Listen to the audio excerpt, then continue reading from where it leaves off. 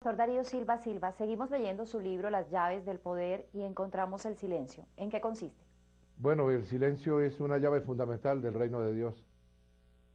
El gran profeta Amós, que era pastor de ovejas como profesión secular, fue llamado por el Señor para dar un mensaje de parte del Espíritu Santo al pueblo de Israel en tiempos muy difíciles. Y mire su recomendación: por eso en circunstancias como esta guarda silencio el prudente, porque estos tiempos son malos.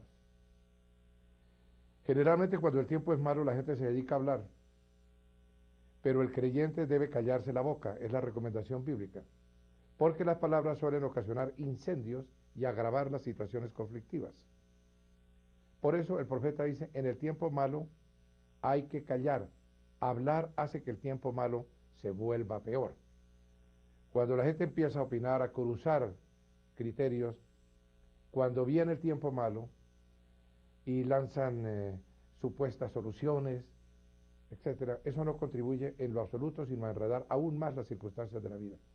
Y por eso nos ocuparemos, como lo hemos hecho en el libro, sobre la llave del silencio tan importante en la vida cristiana y en la vida de la sociedad humana en general. En todo caso, me parece hay que tomar siempre en cuenta la recomendación dada por Salomón, el más sabio de los orientales antiguos. En su maravilloso libro Eclesiastés, el capítulo 3 y el versículo 7, él dice que hay un tiempo para hablar y un tiempo para callar. Y por supuesto, tomar como ejemplo a Jesucristo. Fíjese usted que cuando él fue acusado de delitos que no había cometido, porque eran nuestros delitos, tuvo la reacción del silencio en 3 ocasiones, bien solemnes y graves, ante el Imperio Romano, ante las autoridades políticas de su nación y ante las autoridades espirituales también. Si le parece, enumeremos esas reacciones. ¿Cómo respondió Jesús ante el imperio? Bueno, en aquel tiempo la Tierra Santa, para hacer la composición del lugar adecuada, estaba ocupada por la superpotencia que era el Imperio Romano. Inclusive las autoridades locales, como el caso de Herodes en Galilea, eran simples títeres o robots del poder romano. No tenían autonomía nacional y el país era sojuzgado totalmente por esa gran potencia. A Jesús lo llevan ante el representante del Imperio Romano, imagínese usted, casi nada, el gobernador Poncio Pilato, quien encarna la majestad de Roma. Y entonces, ¿cómo reacciona Jesús? Me gustaría ir a las Sagradas Escrituras. Leo en el Evangelio de Mateo, capítulo 27, versículo 12. Al ser acusado por los jefes de los sacerdotes y por los ancianos, Jesús no contestó nada. Aquí comienza a utilizar la llave del silencio el Señor. ¿No oyes lo que declaran contra ti?, le dijo Pilato.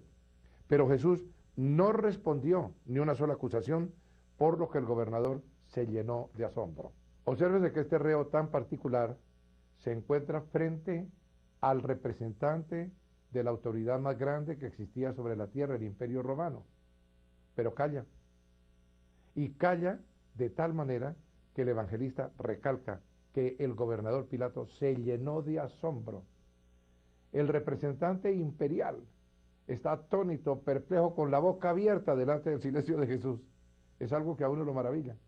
El silencio siempre asombra al enemigo. ¿Y cómo reacciona Jesús ante Herodes? Bueno, hay que entender algo. Los romanos tenían esas autoridades marionetas allí, sobre todo en Galilea, donde ejercía como tetrarca el conocido rey Herodes, hebreo de nacimiento, pero voluntariamente puesto al servicio de la potencia mandataria. ¿Cómo reacciona Jesús ahora frente al rey local y máxima autoridad de la región? Lo que hay que decir es que cuando Pilato se enteró de que Jesús era de Galilea, ahí sí que por anticipado se lavó las manos, dijo, le voy a pasar de taquito el balón allá al rey Herodes para que resuelva este problema tan complicado con este carpintero de aldea que no dice ni una sola palabra, que se calla ante las acusaciones, que ni siquiera se da cuenta con quién está hablando, pues, que yo soy el representante de Roma. Y entonces allí voy a ir al Evangelio de San Lucas 23, 6, 7. Al oír esto, Pilato preguntó si el hombre era Galileo. Cuando se enteró de que pertenecía a la jurisdicción de Herodes, se lo mandó a él, ya que en aquellos días también Herodes estaba en Jerusalén. Al ver a Jesús, Herodes se puso muy contento. Hacía tiempo que quería verlo, por lo que oía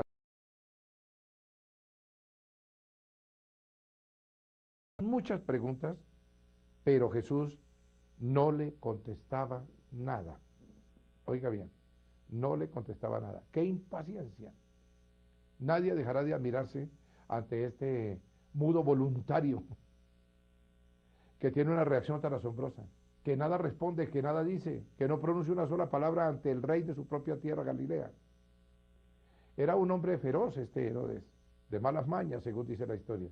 Y sin embargo, le hace unas cuantas preguntas, o muchas, como señala aquí el evangelista Lucas, y Jesús no le contesta absolutamente nada. Escalofriante me impresiona que la palabra calle, porque nunca olvidemos que Jesús es la palabra misma hecha hombre. Pero obsérvese que también la palabra de Dios habla en el silencio. Hay silencios en la relación del hombre con Dios en las cuales Dios realmente está hablando al hombre. Pero este artesano de hace 2000 años es una bomba de tiempo en manos de las autoridades de la época. Jesús es peligroso no por lo que dice, sino por lo que calla. Es por supuesto una osadía inexcusable callar ante el rey de Galilea, que es el feroz Herodes. Pero ¿cómo puede reaccionar Jesús en silencio frente al sumo sacerdote, la máxima autoridad espiritual de su religión y de su nación? Porque Jesús, obviamente hay que recordarlo, era un judío practicante, sometido en todo a la ley, que la cumplió hasta la última tilde y la última jota. Y entonces ahora, ¿qué hacer con lo que le pregunte el sumo sacerdote? Seguramente contestará, piensan algunos. Sin embargo, vamos otra vez a la Escritura. En el Evangelio de San Marcos encuentro algo extraordinario. Poniéndose de pie en el medio, el sumo sacerdote interrogó a Jesús: ¿no tienes nada que contestar? Oiga qué pregunta. ¿Qué significan estas denuncias en tu contra? Pero Jesús se quedó callado y no contestó nada. A veces no nos damos cuenta de todas las lecciones que nos ha dejado el Señor. El sumo sacerdote es su autoridad espiritual. Jesús, repito, estaba en todo sometido a la ley. La cumplió, pero ahora esa bomba de tiempo que ya estuvo en las manos de la autoridad del imperio y de la autoridad política de Galilea está en las manos del sumo sacerdote. Jesús callaba, nada respondía.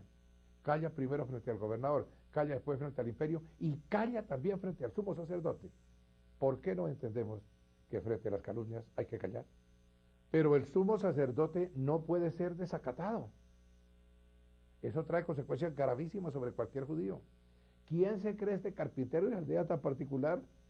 Este como hippie medio exótico, que ante la autoridad política calla, ante la autoridad espiritual calla también. Es como si un condenado a muerte, pero lo que hay que pensar, y aquí viene la parte seria del asunto, es que era yo, era usted, y eran todos los televidentes, sin excepción, los que debíamos estar allí sentados contestando preguntas. Y no nos interrogaría el representante de ningún imperio humano, ni alguna autoridad espiritual en la tierra. Estaríamos sentados frente a Dios mismo, respondiendo por todos nuestros pecados, por todas las transgresiones que hemos hecho a sus santos mandamientos. ¿Qué le habríamos contestado nosotros al juez eterno? Probablemente nada. O quizás una buena tontería, como solemos hacerlo cada vez que nos ponemos en su presencia. Pero hay una noticia linda. No fue necesario ese juicio contra nosotros. Jesús calló para que hoy podamos abiertamente hablar. Por lo que usted viene diciendo, muchos pensarán que hay que callar siempre. ¿Será indispensable el silencio? Lo que pasa es que algunas personas piensan de esa manera porque no tienen nada que decir. Y por supuesto la Biblia en ninguna parte nos anima a que eliminemos el deleitoso arte de la conversación, que es tan agradable, o cosas así. Hay que buscar una razón para hablar. En el ejemplo que estamos citando, que es nuestro Señor Jesucristo, observa que no siempre estuvo en silencio. Allí mismo en Marcos continúa el diálogo. ¿Eres el Cristo, el Hijo del Bendito?, le preguntó de nuevo el sumo sacerdote. Sí, yo soy, dijo Jesús. Y ustedes verán al Hijo del Hombre sentado a la derecha del Todopoderoso y viniendo a las nubes del cielo. Observemos qué reacción tan extraordinaria. Aquí hay una novedad. No se dice que Jesús guardó silencio, que no abrió su boca, que estuvo callado. Inmediatamente habló para proclamar lo que él era y para dar testimonio de la verdad, es decir, de sí mismo. Aquí Jesús no calla. Abre los labios para hacer una solemne declaración. Conviene entonces entender con claridad la diferencia de reacción de Jesús. Recordemos, ante el representante del emperador no dice ni una sola palabra. Ante la autoridad política de su patria guarda silencio. Ante el sumo sacerdote reacciona de dos maneras distintas. Primero, abre la llave del silencio para cerrar la boca. Y después acciona la llave de la palabra para abrirla. Porque cuando hay que hablar, permanece en silencio ante el reto de lo humano, pero no tarda en contestar ante el reto de lo divino. La autoridad espiritual lo confronta en el juicio sobre los falsos testimonios, sobre todo lo que le están achacando, y Jesús guarda silencio. Pero cuando su autoridad espiritual lo confronta sobre lo que él es, sobre su ministerio, sobre su misión, Jesús habla sin ambajes, habla para que no haya duda ni confusión de ninguna naturaleza. Para dar testimonio de sí mismo, Jesús habla. Para reconocerse como hijo de Dios, Jesús habla.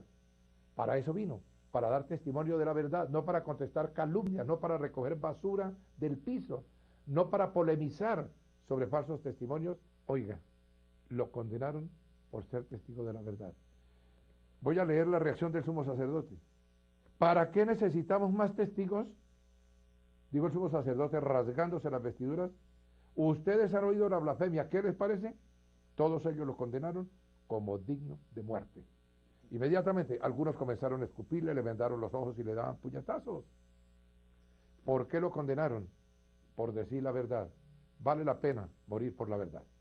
Pero ante las falsas acusaciones cayó, y es precisamente del silencio de Jesús de donde proviene nuestra libertad espiritual. Literalmente nuestra redención nació del silencio de Jesús.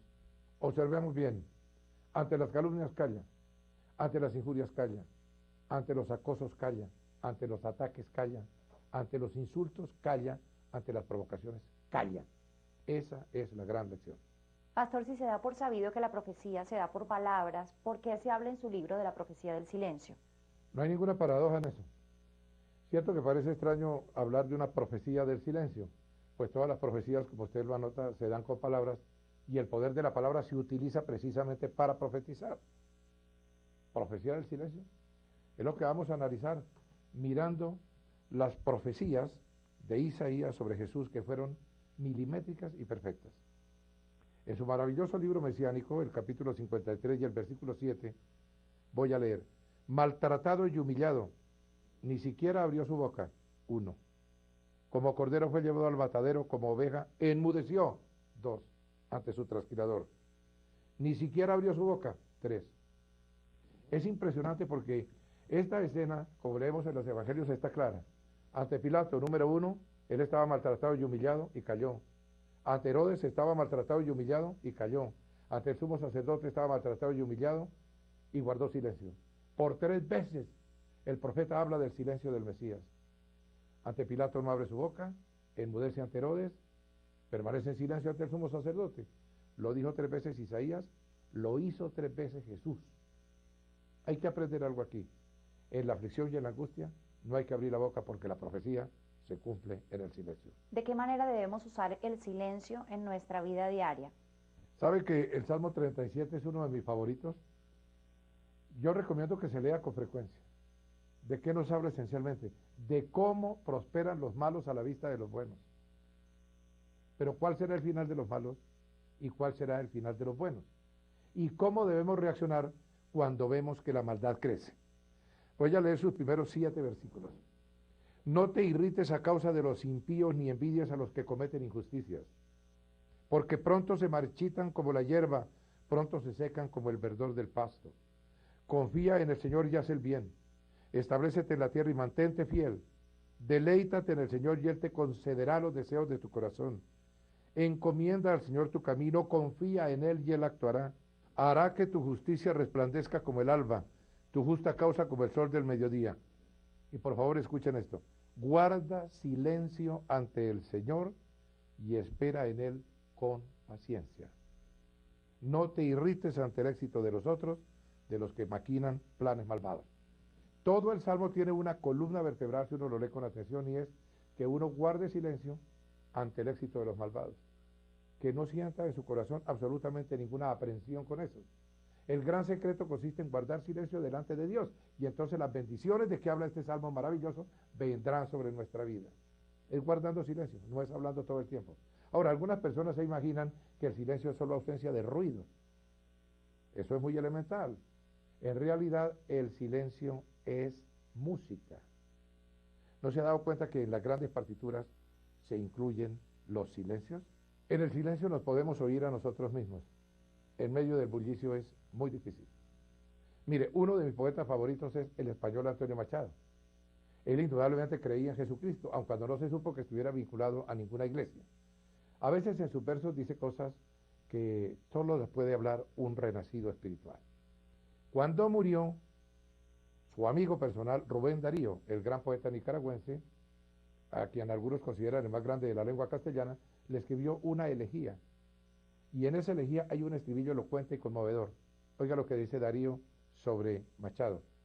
Silencioso y misterioso iba una y otra vez. Su mirada era tan profunda que apenas se podía ver. Una gran descripción del carácter de Antonio Machado. Tenía una mirada tan profunda que apenas se podía ver. ¿Por qué? Porque era un hombre que escuchaba en el silencio cosas extraordinarias. El propio Machado, en un poema autobiográfico, expresa esta cosa tremenda. Detesto las romanzas de los tenores huecos y el coro de los grillos que chillan a la luna. A distinguir me paro las voces de los ecos y entre las voces oigo únicamente una. La voz interior. Aquí hay sabiduría, como dijo Pablo, examínelo todo y retenga lo bueno. Lo que escucha Antonio Machado es la voz de Dios en su corazón, porque es en el silencio donde podemos percibir voces, sonidos, diapasones, conciertos que no se oyen en medio del bullicio. Dios habla siempre en la armonía del silencio. Pastor, ¿y cómo habla Dios en el silencio? Hay varios ejemplos en las Sagradas Escrituras. Uno que me conmueve es el que nos presenta precisamente Primero de Reyes 19:11. El profeta Elías recibe la orden de subir al monte para recibir la revelación de Dios. El Señor le ordenó, sal y preséntate ante mí en la montaña porque estoy a punto de pasar por allí. Como heraldo del Señor vino un viento recio tan violento que partió las montañas, se hizo allí con las rocas, pero el Señor no estaba en el viento. Al viento le siguió un terremoto, pero el Señor tampoco estaba en el terremoto. Tras el terremoto vino un fuego, pero el Señor tampoco estaba en el fuego. Y después del fuego vino un suave murmurio. Se hizo silencio. Cuando Elías lo oyó un murmurio en el silencio. Se cubrió el rostro con el manto y saliendo se puso a la entrada de la cueva. Entonces oyó una voz que le dijo, ¿qué haces aquí, Elías? Observemos que en grandes manifestaciones de la naturaleza, el Señor no estaba presente. Está presente cuando se hace silencio, en un silbido, en un murmullo casi imperceptible. Y entonces se le manifiesta al profeta para decirle cuál es su misión de allí en adelante. Definitivamente, para tener una buena relación con Dios, es conveniente a veces ir a la montaña y guardar silencio en su presencia. En su libro usted habla del poder espiritual del silencio. ¿Es que el silencio tiene poder? Ah, pero por supuesto.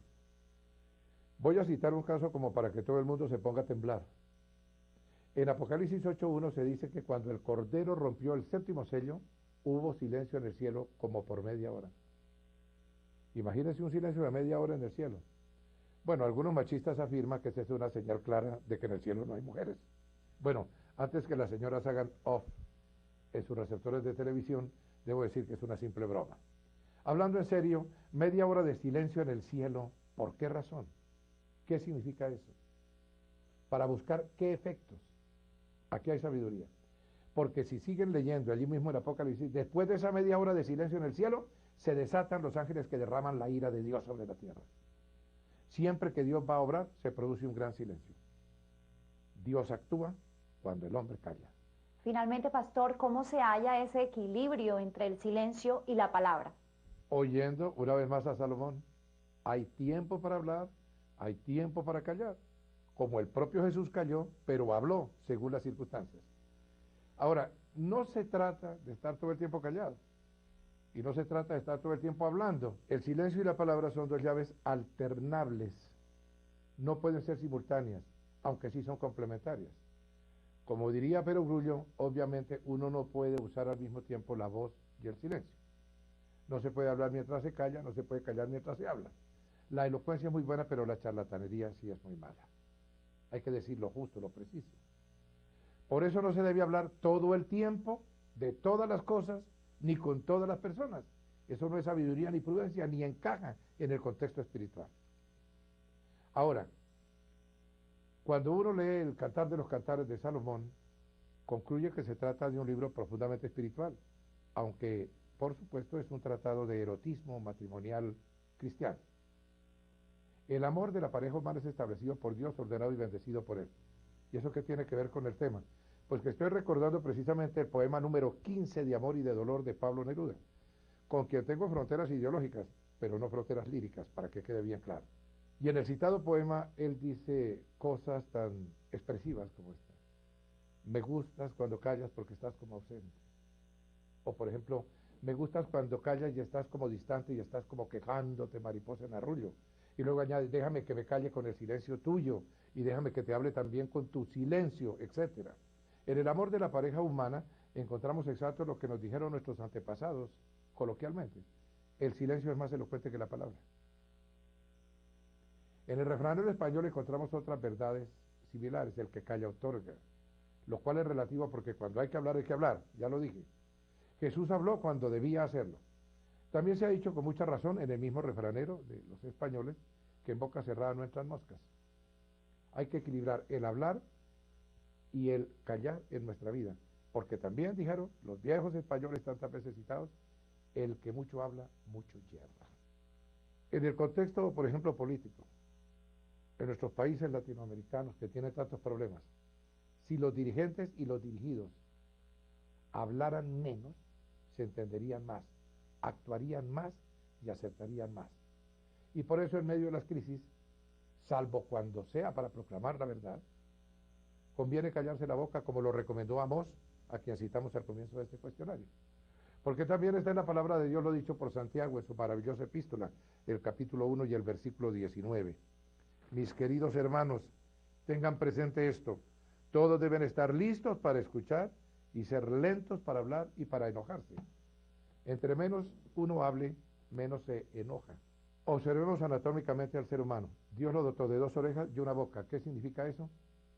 Significa que deberíamos hablar la mitad de lo que debemos callar, que debemos oír el doble de lo que hablamos.